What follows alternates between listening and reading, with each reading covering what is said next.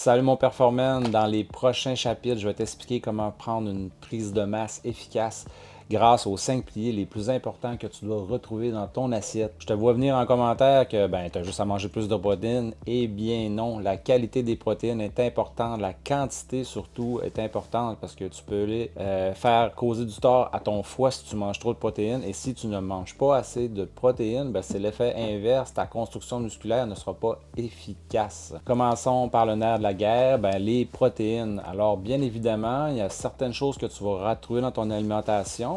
Moi, je l'appelle ça des briques. Donc, ces fameux briques-là, tu vas en avoir besoin pour ta construction musculaire. On les retrouve, on appelle ça des acides aminés.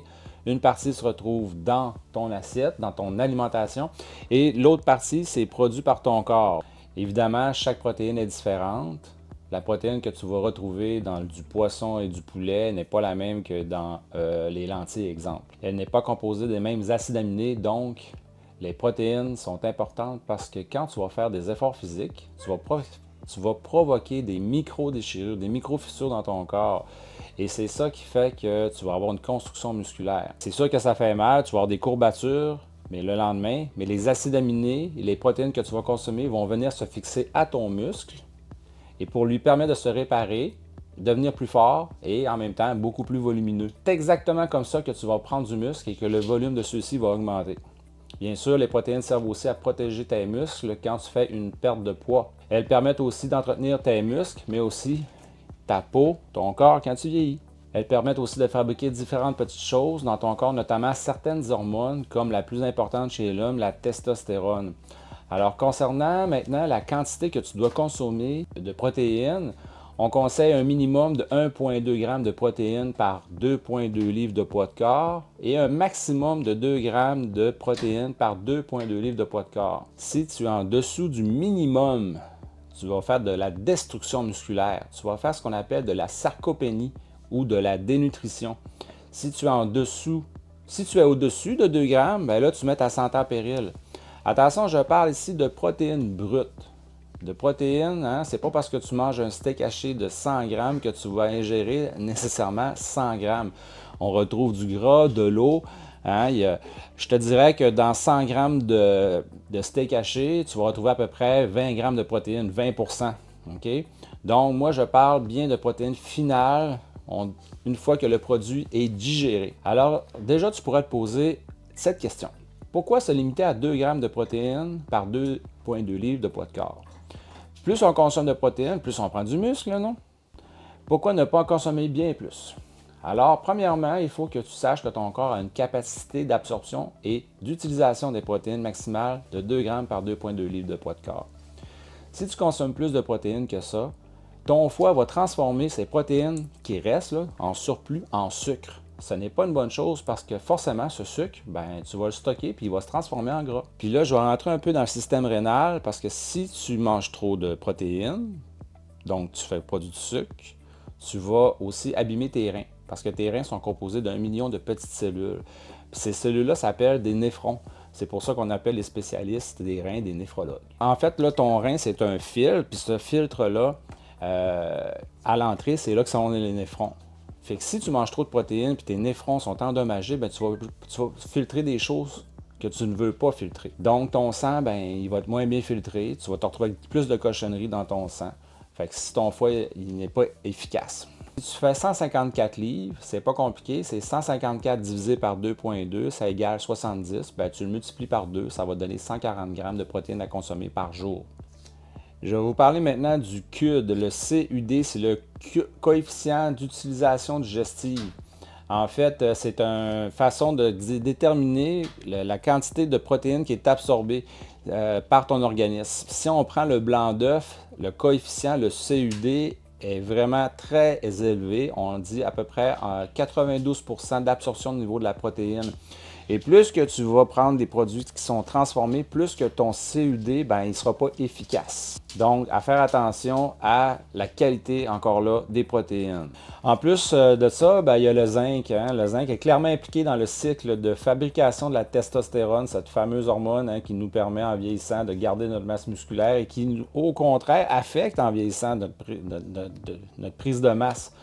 À l'approche de la cinquantaine, c'est beaucoup plus difficile que quand on a 20 ans de garder notre masse musculaire. Et cette fameuse hormone, si on commence à prendre des suppléments de testostérone qui sont prescrits par les médecins, ça peut affecter ton hormone qui la produit. C'est pour ça qu'on conseille, pour la stimuler, ton hormone de testostérone, d'aller premièrement par ton alimentation. Le zinc aussi, il y a des propriétés antioxydantes sur tes tissus musculaires. Ça veut dire que ça va t'aider à tes muscles à bien récupérer après l'effort. On va retrouver du zinc dans pas mal d'aliments dans la nature. Puis les viandes rouges aussi ont beaucoup de zinc. Viande blanche. Deuxièmement, les produits de la mer, les produits à coque, mollusques, coquillages aussi ont beaucoup de zinc. Et c'est les huîtres qui sont les championnes de la quantité de zinc. Alors ceux qui aiment les huîtres, beaucoup de zinc. Dans les lentilles, les fruits à coque, les noix aussi, il y a beaucoup de zinc. On les graines de courge, les graines de citrouille, donc on les rajoute dans nos salades, dans notre alimentation, bien important. Le calcium aussi est super important aussi parce que dans ta prise de masse, le calcium est impliqué dans le mécanisme de contraction musculaire. Quand on force, on contracte nos muscles, c'est le calcium qui va jouer un rôle super important. Il faut bien que tu comprennes que quand tu as envie de contracter ton muscle, c'est ton cerveau qui envoie un message électrique jusqu'à ton muscle. Et finalement, ce message électrique va être transformé en action mécanique. Alors, ce calcium-là joue un rôle très important dans le transport d'informations. La contraction musculaire se fait grâce à l'actine et la myosine. L'important, c'est qu'il faut que tu comprennes que si tu n'as pas assez suffisamment de calcium dans ta contraction musculaire, ça va être nettement moins optimal, ta contraction musculaire, mais aussi ta décontraction musculaire. Donc, tout ce qui est histoire de crampes, etc., ça va être de plus en plus compliqué. Donc, le ciment de ton calcium, ce qui va venir fixer ça, c'est la vitamine D. La vitamine D, tu vas la retrouver dans des aliments tels que les poissons gras, les mollusques et encore dans les champignons. Beaucoup de vitamine D dans les champignons, les jaunes d'œufs, ou même dans le chocolat. Un petit peu de chocolat, le chocolat noir, bien sûr. Mais en parallèle de ça, ton corps est capable aussi de synthétiser de la vitamine D grâce à l'ensoleillement. Mais c'est sûr qu'on voit que quand on est au Québec, le soleil diminue avec l'automne, donc c'est important d'aller chercher un surplus ou un bon complément de vitamine D. Je vais parler maintenant de l'eau pour terminer parce que l'eau est super importante pour le transport des nutriments vers ton muscle. Mais en deuxième temps aussi, elle va te permettre de faciliter la digestion des protéines. Aussi, un autre rôle de l'eau qui est super important, c'est un régulateur. L'eau va réguler ta température de ton mécanisme grâce à la transpiration. Quand on a des frissons, c'est là que ton corps décide que ta température est trop élevée. Forcément, bien s'hydrater évite les risques de surchauffe, évite les risques de blessures. L'eau aussi te permet, quand tu t'entraînes, tu fais beaucoup de toxines parce que tu détruis, tu reconstruis ton corps. Donc, cette eau-là te permet d'éliminer encore plus efficacement les toxines que tu produis dans tes entraînements. Bien sûr, on conseille de boire 1,5 à 2 litres d'eau par jour, mais si tu bois trop d'eau, c'est pas mieux non plus. Et quelle personne qui va vraiment suer 3 litres d'eau dans sa journée? Fait qu'écoute-toi, quand tu t'entraînes, c'est sûr que si ton corps t'a dit que tu as soif, bois-en de l'eau. Je te dis pas de te limiter, mais il y a des gens qui boivent trop d'eau, puis on fait de la rétention d'eau à ce moment-là. Donc, quand on arrive pour embarquer sa balance, souvent, on n'a pas le poids exact qu'on voudrait avoir. On dit « Ah, j'ai pris de l'eau, j'ai pris de la masse », je veux dire. Mais souvent, ça peut être de la rétention d'eau. Donc, mes performances, pour terminer, le plus important à retenir, c'est que pour faire une construction musculaire efficace, la quantité et la qualité des protéines est essentielle pour avoir aussi les fameux nutriments qui sont importants, aussi les bonnes vitamines. Ne négligez pas votre alimentation, c'est pas juste une question de perte de poids, c'est une question aussi de bien vieillir, de bien entretenir notre testostérone. Elle a plusieurs impacts très importants. Donc, si vous consommez des aliments de plus en plus transformés, les résultats d'absorption de votre protéine, de vos oligo-éléments et de tout ce qui est nutriments, elle n'est pas efficace. Tandis que si vous cuisinez des bons plats à la maison en choisissant des aliments de qualité, votre construction musculaire, votre perte de poids va être vraiment meilleure.